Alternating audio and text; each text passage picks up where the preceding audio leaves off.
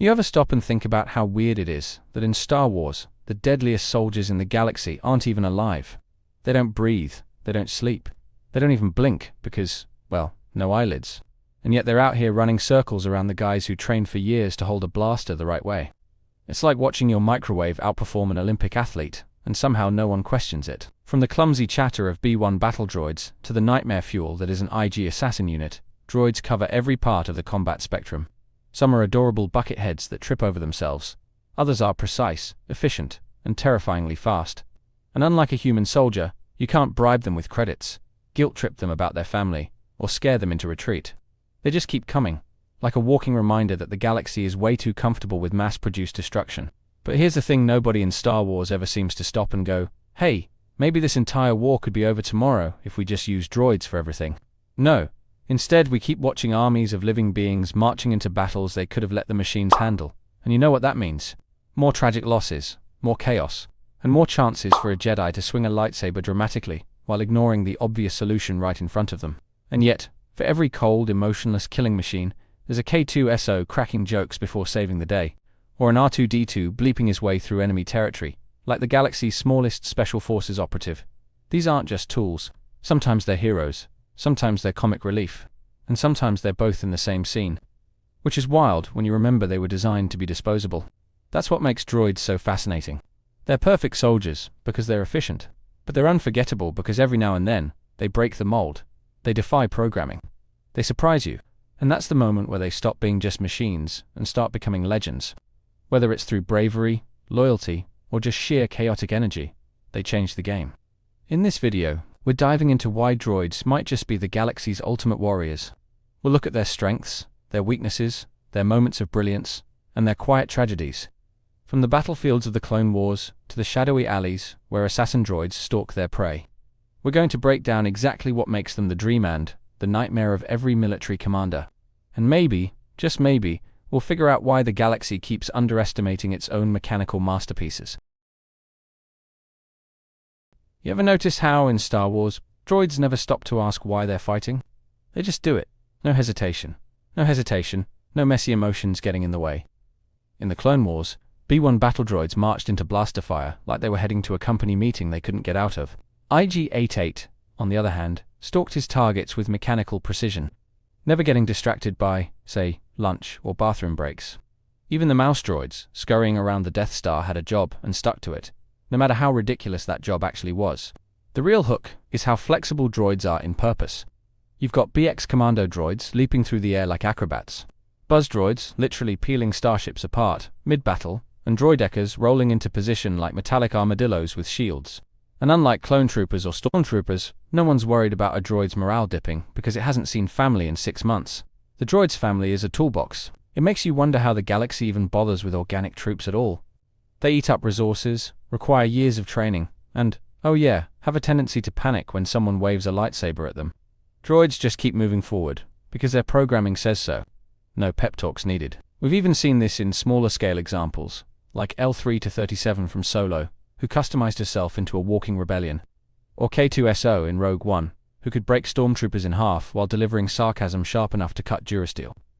Personality is optional, but efficiency is built in. It's almost unsettling how they blend into every military scenario without pause. No matter the mission, the terrain, or the enemy, somewhere in the galaxy there's a droid model built to handle it. And that reliability might be the most dangerous thing about them. But here's the thing: organic commanders in Star Wars never fully commit to the droid army concept. And that's maddening. Count Dooku had the Separatists cranking out millions of B-1 South and B-2 South like they were fast food burgers. And still, somehow, the Republic held its own. Why? Because droids are only as good as their programming, and the galaxy kept putting them under the control of overconfident organics. Take General Grievous, a brilliant fighter, sure, but the guy was constantly micromanaging his battle droids. If you have to yell "crush them" every 5 seconds, your army isn't running at peak efficiency. Then there's the Trade Federation, which built their entire strategy around one big control ship. Take that out, and suddenly every droid is just standing there like it's waiting for tech support. There's a darker side to all of this. For all their effectiveness, droids are treated as disposable. Entire legions wiped out in seconds. Their remains scattered across battlefields like they were never anything more than spare parts. You see a fallen clone, and there's a funeral. You see a pile of busted battle droids, and there's just silence. The Clone Wars showed us countless moments where droids were sent into hopeless fights. The B-1 South didn't scream in pain, but they still begged not to be shot. They still tried to run, and it didn't matter. Their lives, or whatever passes for lives, were measured in credits and manufacturing time. Even the more human droids didn't escape that fate. K2SO's sacrifice in Rogue One hit hard because we'd grown to love him. But think about it, how many nameless Imperial droids were vaporized in that same battle? No names, no recognition, just gone. Then there's L3-37, literally dismantled and uploaded into the Falcon without so much as a choice in the matter. She became part of the ship, sure, but also lost her independence forever. In a galaxy obsessed with freedom, droids are never invited to the conversation. The truth is, they may be perfect soldiers, but they're also perfect victims. And yet, the sheer engineering behind these machines is jaw-dropping. Droideckers with their impenetrable shields, Magna Guards who can duel Jedi with electrostaffs, and not even blink mostly because they don't have eyelids. Aegis series assassin droids capable of calculating firing solutions faster than most people can blink. It's mechanical artistry at its deadliest.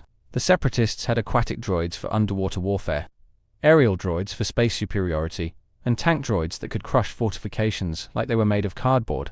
The Empire fielded probe droids that could scan entire regions for targets without rest.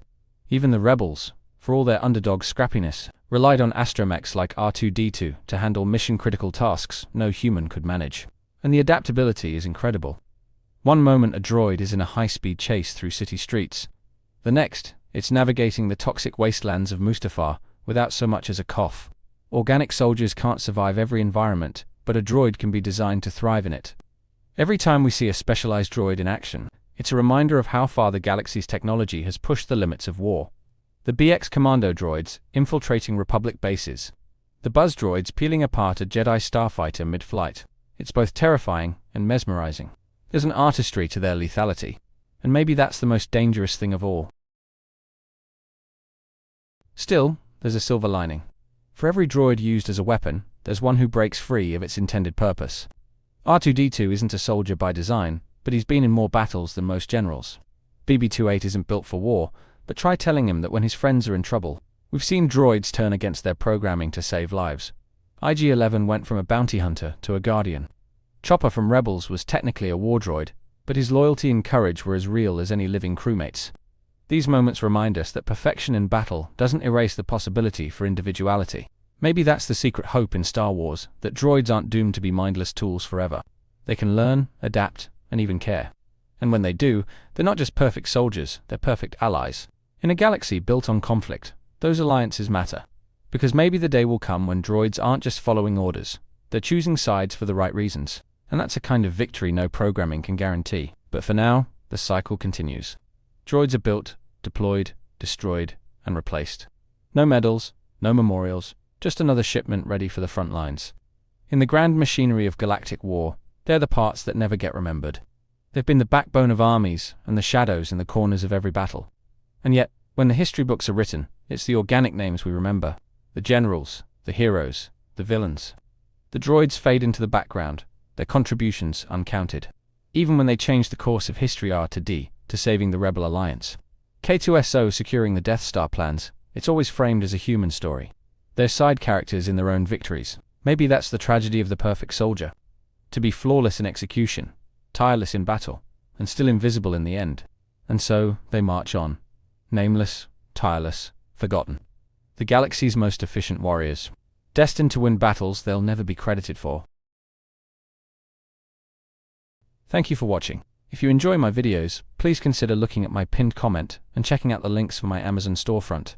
It contains my favorite Legos, my gear in which I make videos, and comics that I read on a daily basis. I update it constantly, so please, take a moment and click on the link. On top of that, check out my second channel, Critical Analysis Hub Plus, and my third channel, Critical Analysis Hub XP.